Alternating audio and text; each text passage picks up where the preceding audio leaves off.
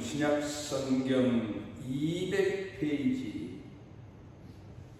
사도행전 8장 26절부터 31절까지 봉독합니다.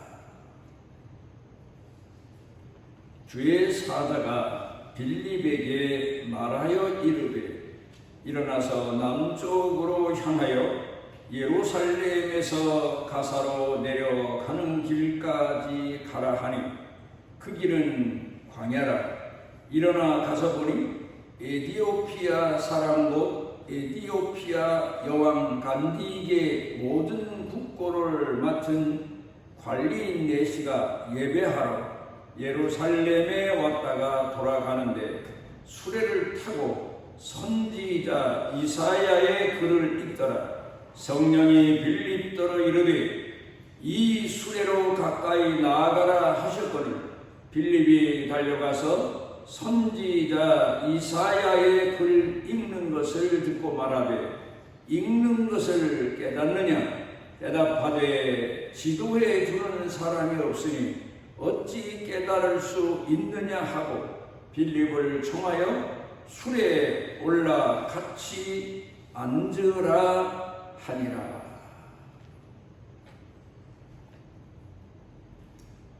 지난 주간에는 제가 제 유튜브 채널에 좀 더 많은 분들을 초청했습니다.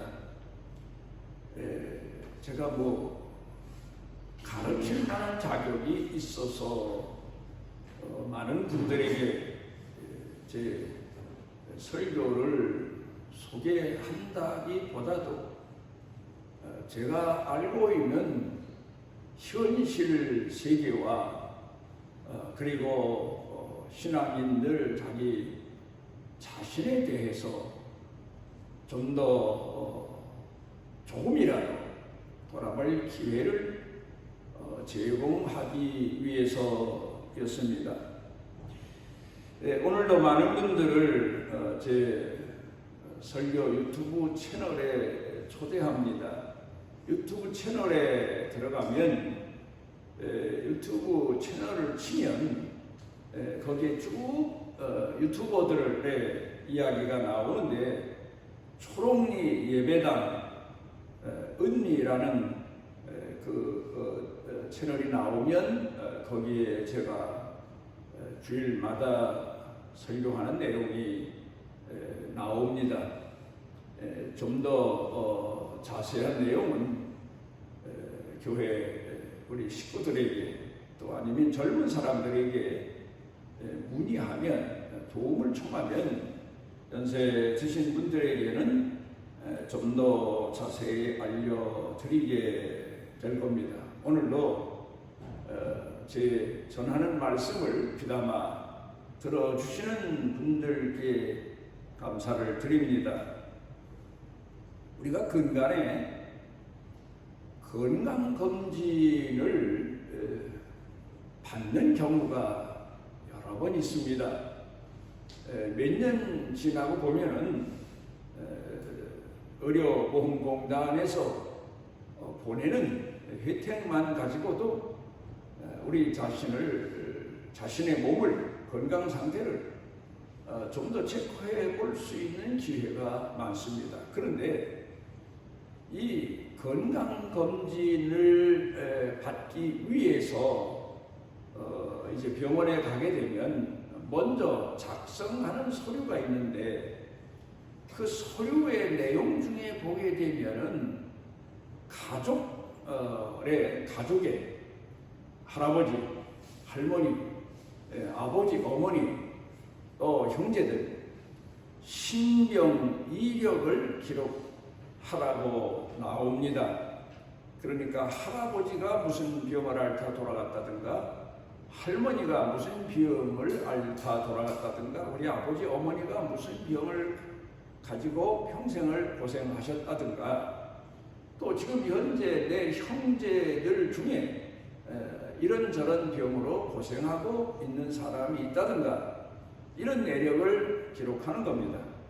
그런데 그저 겸손한 사람은 기록하라는 대로 다 기록합니다. 그런데 조금 좀 머리가 비상하다는 사람들은 왜 내 가족 식구들의 병력을 여기다 왜 기록을 해야 되나? 그리고 또 하나, 뭐 우리말로 말하면 용한 의사라면 이런 거 기록하지 않아도 내 병을 찾아낼 수 있고 내 건강 상태를 잘 진단해서 알려주지 않겠나? 그런 생각을 보통 하는데 이건 착각입니다. 거기에 기록하라는 대로 내가 알고 있는 대로 가족들의 신병 경력을 기록하는 것이 의사분들이 나 자신의 건강 상태를 진단하는 데 큰 도움이 됩니다. 왜냐하면 요새 흔히 하는 얘기가 DNA라는 말도 합니다만은 부모로부터 내 몸을 물려받았기 때문에 옛날 어른들 말씀대로 말하면 종자가 비슷하거든요. 같거든요. 그러니까 집중적으로 내 할아버지나 할머니, 아버지, 어머니, 가족 식구들이 알았던 병력을 유의해서 내게도 그런 병이 있지 않나 해서 살펴보게 되고 그래서 더 정확한 진단 진찰을 받을 수가 있는 겁니다. 사회학자라고 말할 수 있을까요? 앤서니 기디슨이라고 하는 이가 현대인들이 가지고 있는 자아성, 주체성 이것에 대해서 책을 썼는데 문제가 두 가지가 있다고 말을 합니다. 첫째로는 우리가 지금 살고 있는 시대가 탈전통의 시대 그렇게 이야기를 합니다. 그러니까 지난 것은 낡은 것, 지나간 것, 옛날 것 그게 오늘 현대를 살아가는데 무슨 도움이 되겠느냐 해서 역사 공부도 바로 하지 않고 지난 일들에 대해서 깊이 사고력을 가지고 돌아보지도 않고 그렇게 사는 시대이기 때문에 우리 인간들에게는 참 문제가 많다. 전통을 무시하다 보니까 새로운 것만 추구하다 보니까 결국 문제가 뭔가 하면은 나무가 가지 번성에만 주력하다 보면 뿌리나 기둥을 무시하게 될 경우 말라 죽어버리고 말게 되는 것처럼 전통을 무시하고 역사를 무시하다 보니까 현대 문명이 옛날처럼 그렇게 꽃을 피우지 못하는 것처럼 한 개인도 자기 과거를 돌아보지 않게 되면 역사를 마음에 깊이 새겨 공부하지 않다 보면 아무리 새로운 것을 추구한다 하더라도 새로운 것이 자신에게 가슴에서 생활에서 그렇게 큰 변화를 가져오지 못하고 발전을 가져오지 못한다. 그런 얘기입니다. 그런가 하면은 세계가 다원화가 되는 시대를 우리가 살고 있습니다. 옛날엔 직업만 해도 몇 가지 안 되는데 그 인간에 와서는 그런 직업도 있나 할 정도로 무궁무진한 직업들이 오늘 사회를 형성하고 있습니다. 이렇게 다원화된 시대를 살다 보니까 내가 다르고 그런가 하면 어제와 오늘이 다르고 또 그런가 하면 조금 전과 지금이 다르고 이러니 다른 시대, 변화되는 시대를 살다 보니까 주체가 없어진다는 거예요. 그래서 현대인들은 자아성을, 주체의식을 상실하고 산다. 얼른 생각해보면 지혜로운 것 같지만 뭐 바람에 밀려가듯 물결에 밀려가듯 인생을 그렇게 살다 보니까 어떤 특별하고 뚜렷한 삶의 목적을 이루지 못하는 경우가 많다. 이렇게 현대인들을 평가했습니다. 많은 지식을 가졌다고 하고 많은 학벌을 가졌다고 하지만 많은 시간을 집중적으로 노력했다고 하지만 결국 자기 자신의 분명한 자아성을 가지고 있지 못하다. 상실하고 말았다.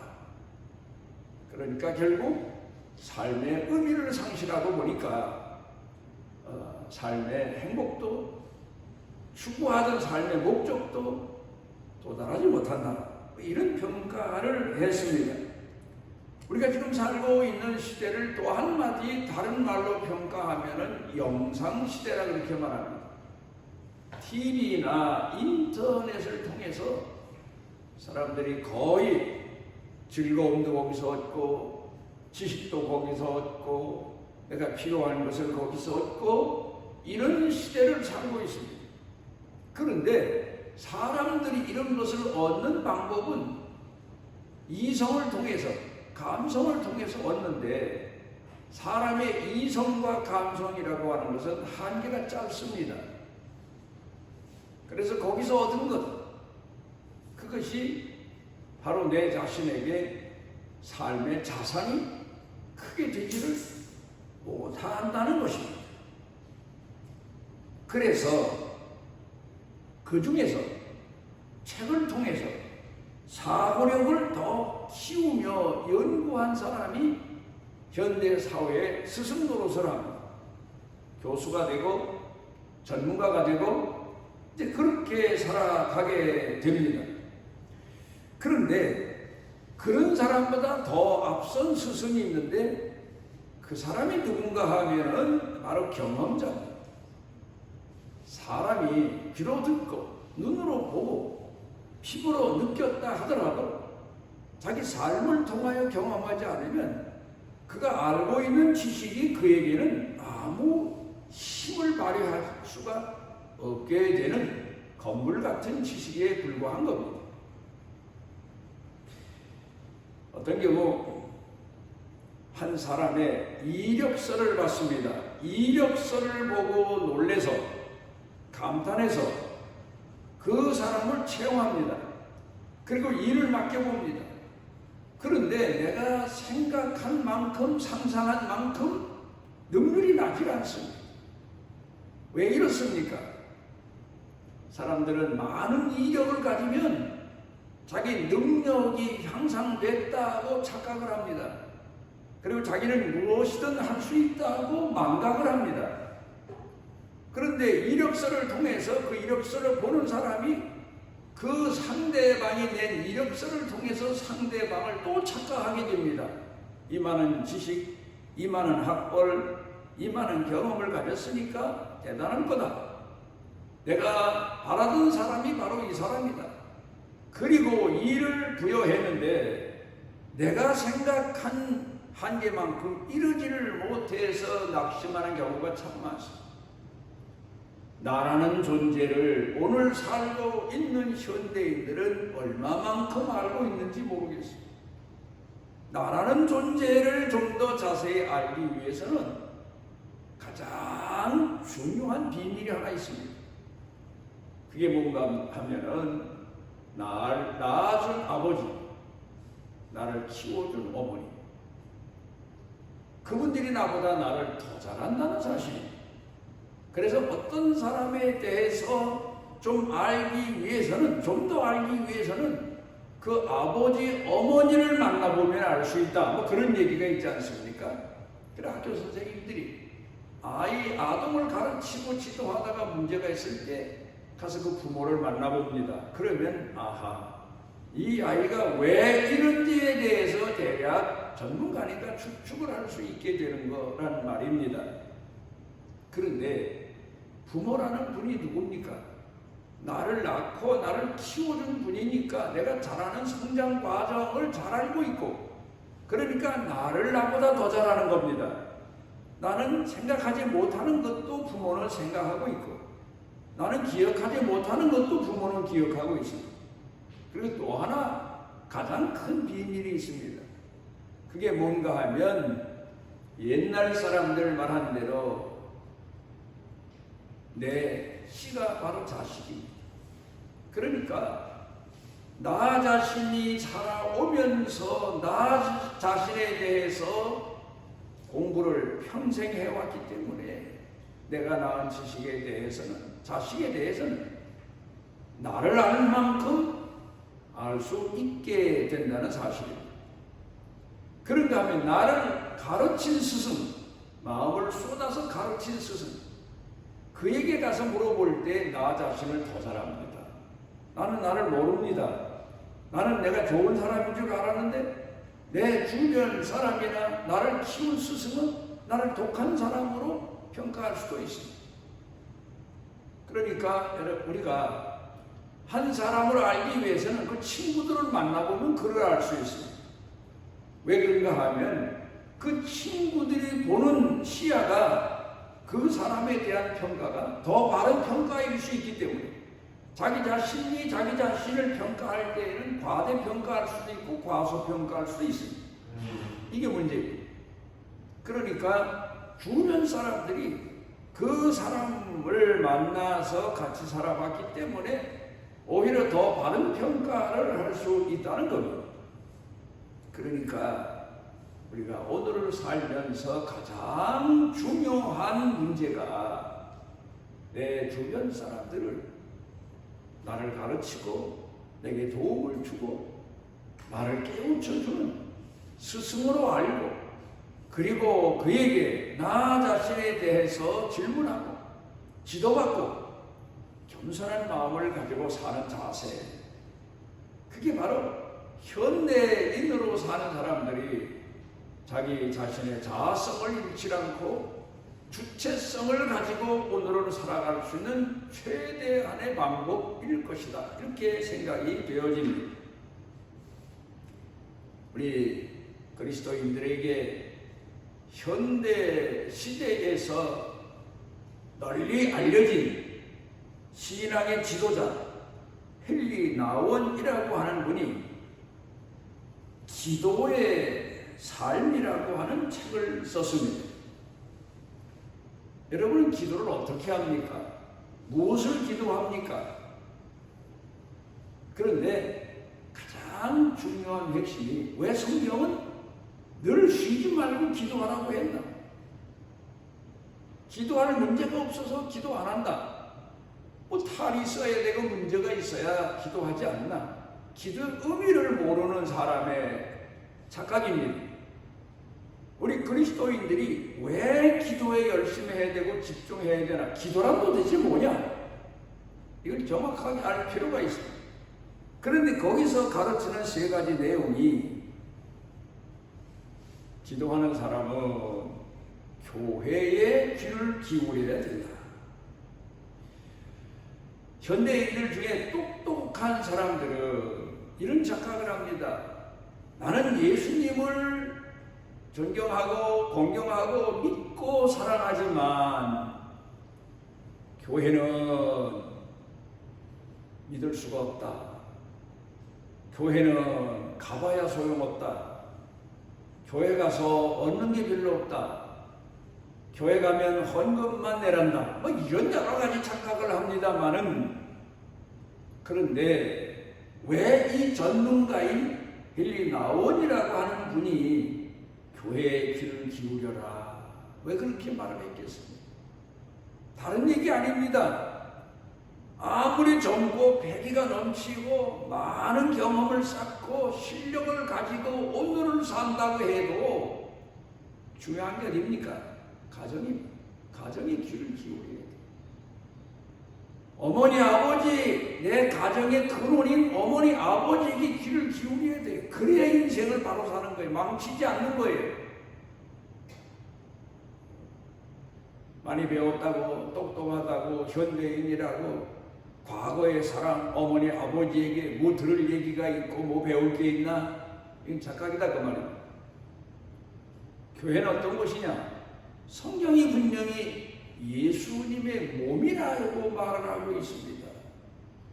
그러니까 교회의 귀를 기울여라. 부모에게 귀를 기울여라. 교회에서 전달되는 말씀에 귀를 기울여라. 교회의 마음을 쏟아라. 왜?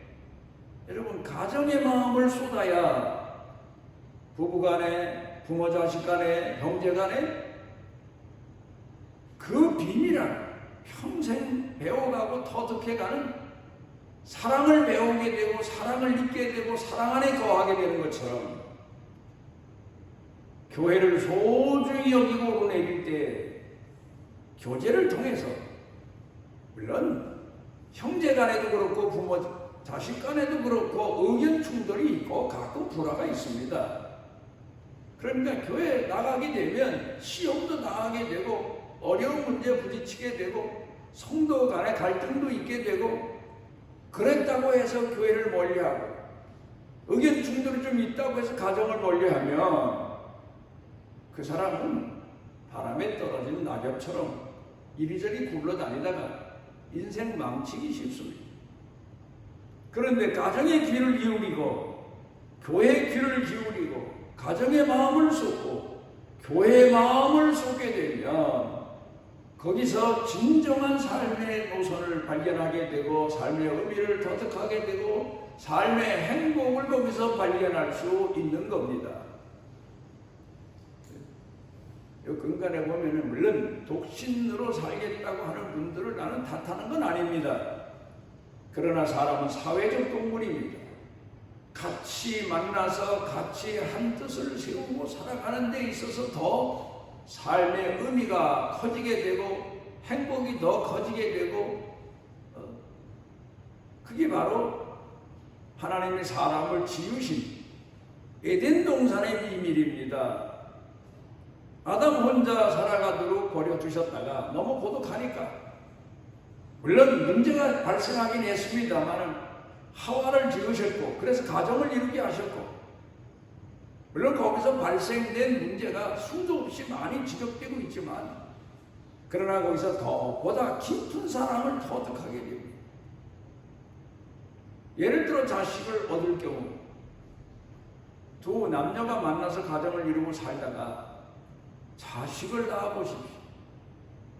그건 바로 남자 여자에게서 얻을 수 없는, 일생 동안 포기할 수 없는 자식 사랑의 의미를 가슴에 안게 되고 거기서 얻는 비밀한 행복을 하나님이 주신 감춰 놓으신 그 은혜를 발견하게 되고 삶의 의미를 거기서 오히려 더 확인해 볼 수가 있는 겁니다.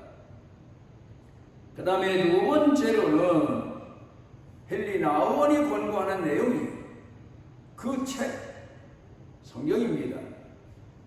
그러니까 항상 귀를 기울여라. 항상 귀를 기울여라. 성경은 우리의 교과서이기도 하지만 우리 예수 믿는 사람들에게 선한 목자이기도 합니다. 왜? 말씀이 육신이 되어 이 땅에 오셨던 분이 예수님이시고 그분이 다시 승천해 가시고 그리고 제자들로 하여금 성경을 기록하게 하셨고 그 예수님이 주신 말씀이 교회에 있고 교회를 통해서 전해지고 그리고 성도들에게 주어졌습니다. 참 지금 우리가 사는 시대는 성경을 어디든 구할 수 있다는 게 얼마나 귀한 은혜요 복된 세상인지 모릅니다. 옛날엔 성경이 귀해서 목회자만 겨우 하나 가지고 있었고 성도들은 그가 전하는 말씀만 듣고 돌아가서 그 이상은 성경을 대할 수 있는 기회가 없었는데 지금 우리가 살고 있는 이 시대는 성경이 모든 사람에게 주어졌습니다. 그러니까 양 한 마리 한 마리에게 목자가 나라부터 같이 생활하고 있다. 그렇게 말해도 될 정도입니다. 성경에 귀를 기울이고 성경 말씀을 중히 여겨라. 왜?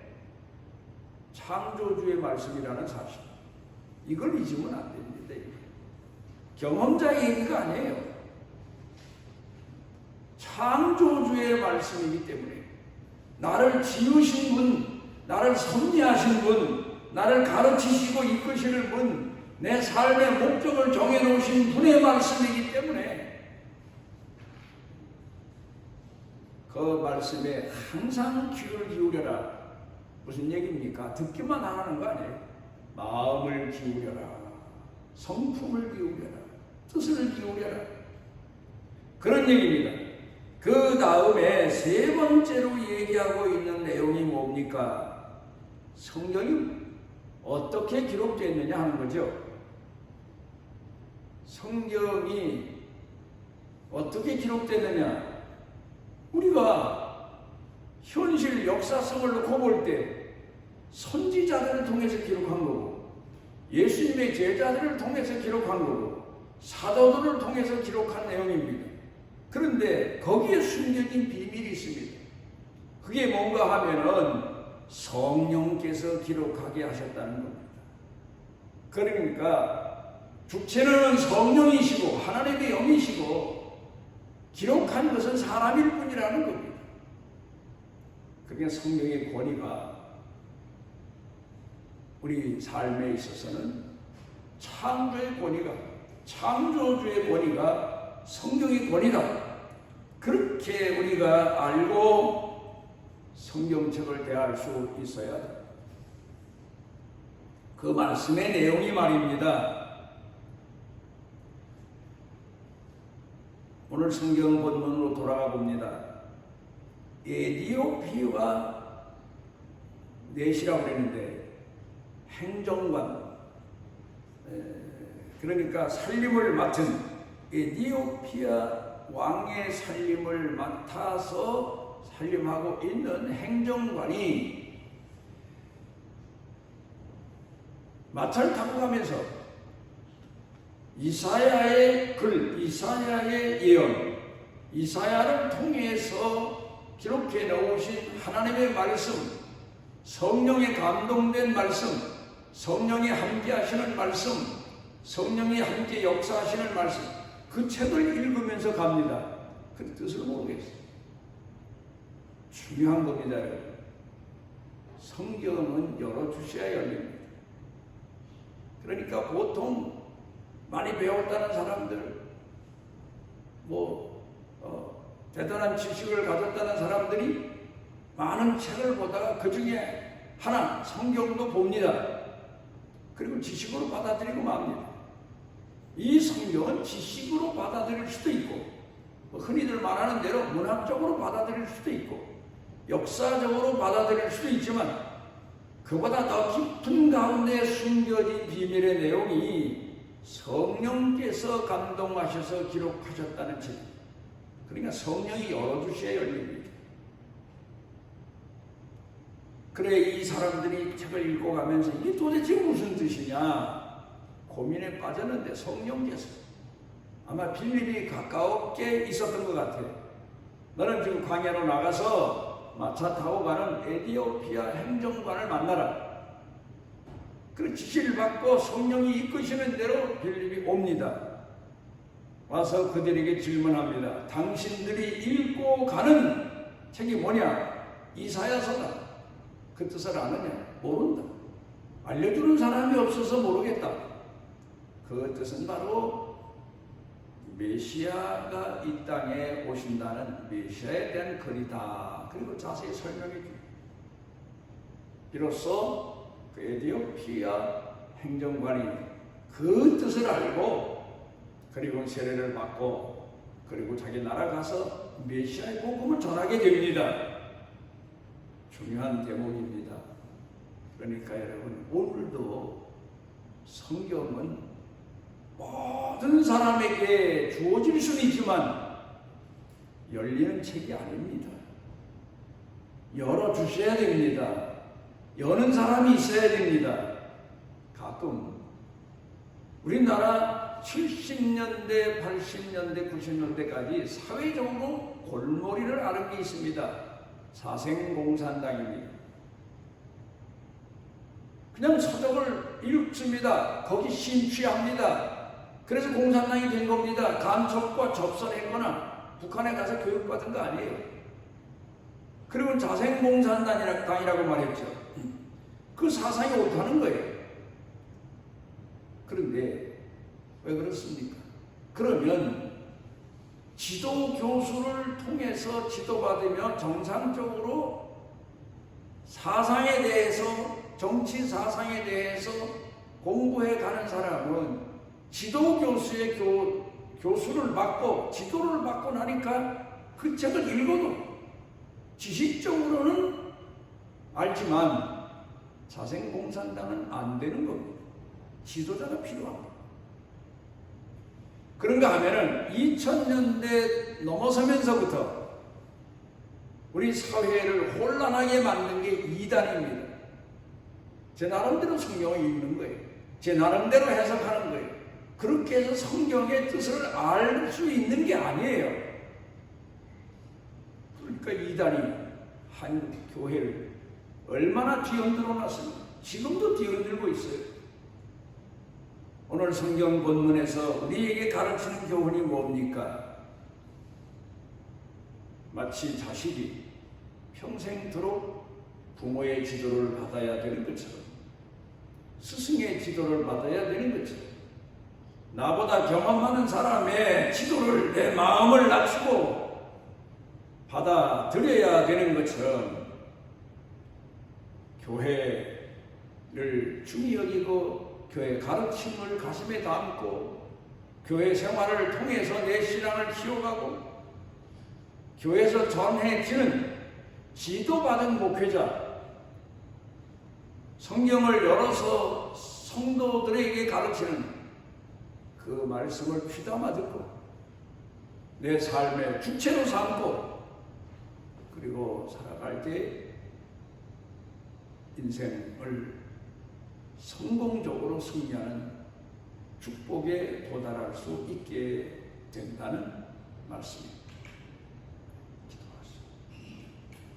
오늘 우리를 사랑하셔서 주님을 알게 하시고 성령님을 알게 하시고 아버지 하나님을 알게 하시고 그리고 그 피조물인 나 자신을 깨닫게 하시고 늘 사모하고 갈망하고 의지하고 가슴에 품고 살아가게 해 주셨사오니 흔들림이 없이 우리 삶을 빛으로 주께서 주시는 바 축복으로 영적으로 풍성함을 누리며 살게 해 주옵소서. 예수님 이름으로 기도드리옵나이다. 날개 아래 보호를 받으러 온 내게 온전한 상 주시기를 원하노라.